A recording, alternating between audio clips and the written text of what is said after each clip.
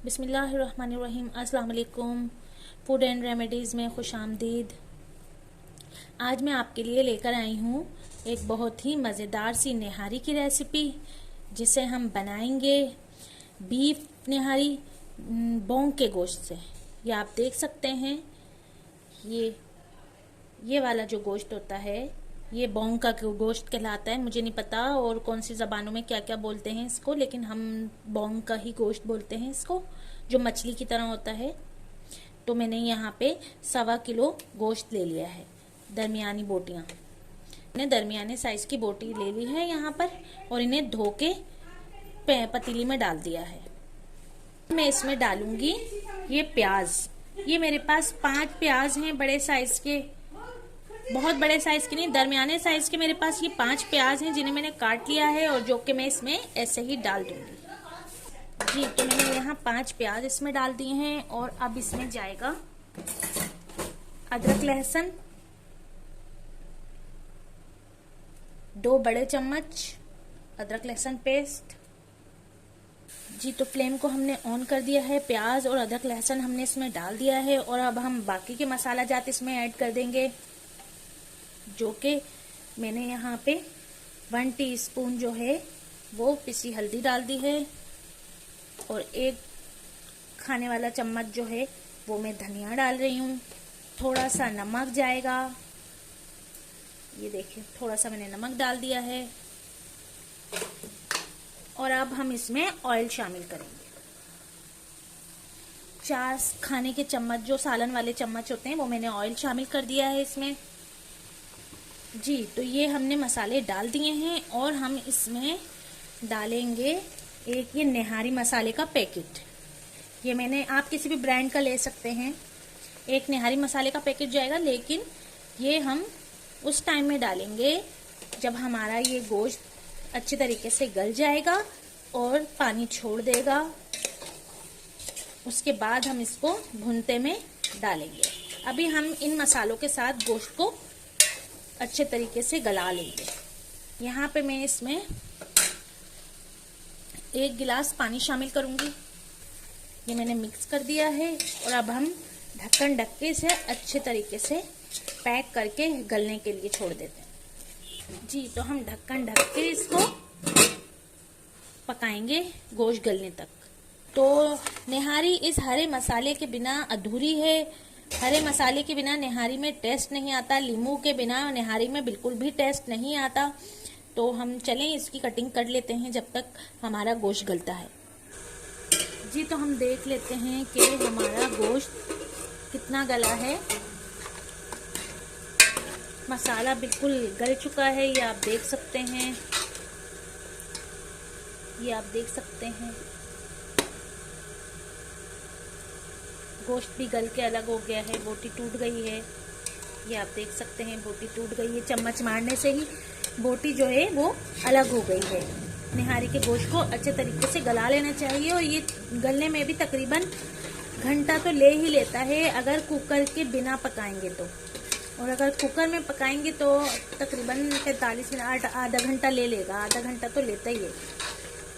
तो हमारा गोश्त यहाँ गल चुका है, और अब हम इसमें मसाले ऐड कर देंगे, जो हमारा पैकेट का मसाला है।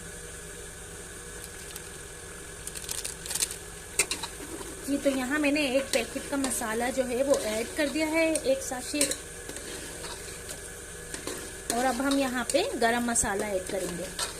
यहाँ पे मैं 2 चम्मच भर के गरम मसाला ऐड कर रही हूँ। और अब हम इसमें कश्मीरी लाल मिर्ची शामिल करेंगे। यहाँ पे मैं थोड़ी सी कश्मीरी लाल मिर्ची शामिल कर दूँगी। हमारा मसाला अच्छे तरीके से भुन चुका है, और अब हम इसे एक साइड पे रखेंगे, और मैं अब बनाती हूँ आटे का घोल। ये हमने आटे का यहाँ पे घोल बना लिया है, और अब हम इसे पकने के लिए चूल्हे पे रखेंगे। 1 कप के करीब मैंने आटा डाल दिया है। तकरीबन 3 से 4 गिलास पानी लेके उसमें मैंने ये आटे का घोल तैयार कर लिया है। जी, तो यहाँ पे हमने जो आटे का घोल बनाया था उसे मैं पका रही हूँ, और पका के इसको गाढ़ा कर लूँगी। जब ये गाढ़ा हो जाएगा पक पक के और आटे की कचान भी मर जाएगी, फिर मैं इसे निहारी में ऐड करूँगी। और यहाँ पे हमने जो निहारी का जो मसाला एक साइड किया है उसने ये तेल छोड़ दिया है। ये आप देख सकते हैं, जो निहारी हमने एक साइड पे रखी थी, ठंडा होने पर तेल ऊपर आ गया है, तेल छोड़ दिया है इसने मसाले ने।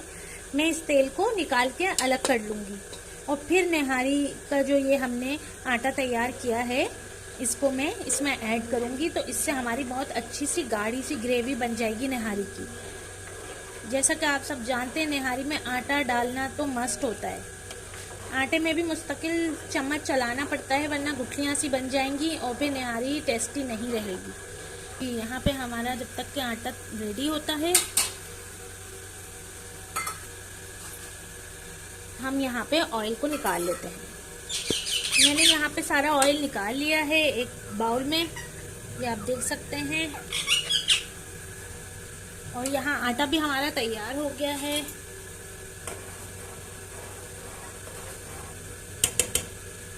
तो आप देख सकते हैं यहाँ मैंने ये पूरा आटा जो है वो डाल दिया है।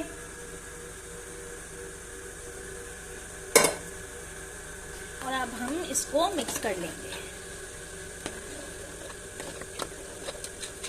ये आप देख सकते हैं कि कितनी अच्छी सी गाढ़ी सी ग्रेवी हमारी तैयार हो गई है।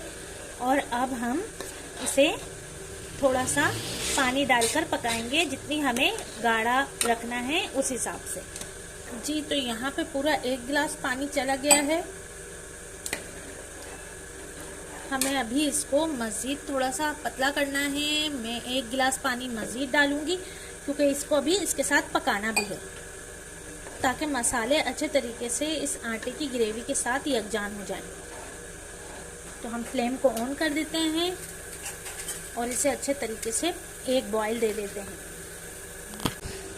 हमारी निहारी बिल्कुल पक के तैयार हो चुकी है। ये गाढ़ी भी है, ये आप देख सकते हैं। और अभी हम इसे जब चूल्हा बंद करके इसे थोड़ी सी देर के लिए रखेंगे तो ये मज़ीद गाढ़ी हो जाएगी। तो बस हमें इतनी ही थिक चाहिए। तो अब मैं फ्लेम को बंद कर दूँगी।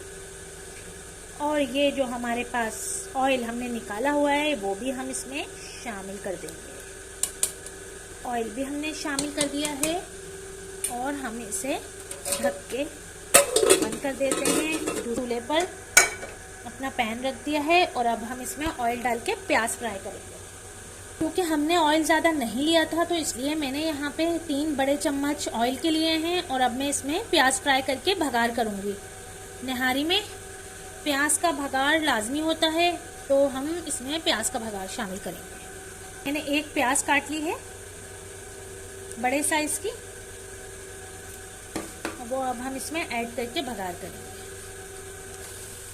तो यहाँ पे हमारा हरा मसाला तैयार है, चॉप कर लिया है हमने इसे। और ये कितना खूबसूरत लग रहा है माशाल्लाह से। और अब हम आपको निहारी भी अपनी सर्व करके दिखाएंगे। ये हमारा जो है हरा मसाला सर्विंग प्लेट में। और अब हम आपको सर्विंग बाउल में निहारी भी दिखाते हैं। प्याज भी हमारी तकरीबन रेडी होने ही वाली है, ये गोल्डन होना स्टार्ट हो गई है। जी, तो फ्रेंड्स आप देख सकते हैं ये हमारा भगार तैयार है, लेकिन ये वाइट वाइट रहेगा। तो मैं इसे कलर देने के लिए इसमें कश्मीरी लाल मिर्चें ऐड कर रही हूँ इसमें, क्योंकि मिर्चों का तीखापन नहीं होता, मिर्चें तेज़ नहीं होती ये, तो इससे हमें कोई मसला भी नहीं होगा कि मिर्चें तेज़ हो जाएंगी। तो मिर्चें हमारी नॉर्मल ही रहेंगी। हमें भगार कर रहे हैं।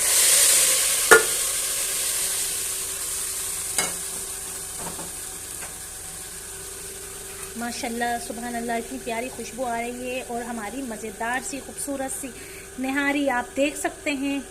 भगार के बाद इसका लुक कितना खूबसूरत आ रहा है। अब हम आपको इसे सर्विंग बाउल में निकाल के दिखाते हैं। जी, तो फ्रेंड्स ये है हमारी निहारी जो कि हमने सर्विंग बाउल में निकाल ली है। और अब हम इस पे गार्निशिंग कर देते हैं।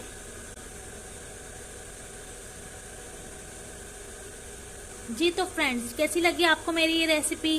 अगर आपको मेरी ये निहारी की रेसिपी पसंद आई है तो प्लीज़ शेयर कीजिए, लाइक कीजिए और मेरे चैनल को सब्सक्राइब करना ना भूलिएगा। और मुझे ये अपना फीडबैक लाजमी दीजिएगा कि आपको ये ट्राई करके कैसी लगी। फिर मिलते हैं किसी नई रेसिपी के साथ, तब तक के लिए मुझे इजाज़त दीजिए फूड रेमेडी से। अल्लाह हाफिज़।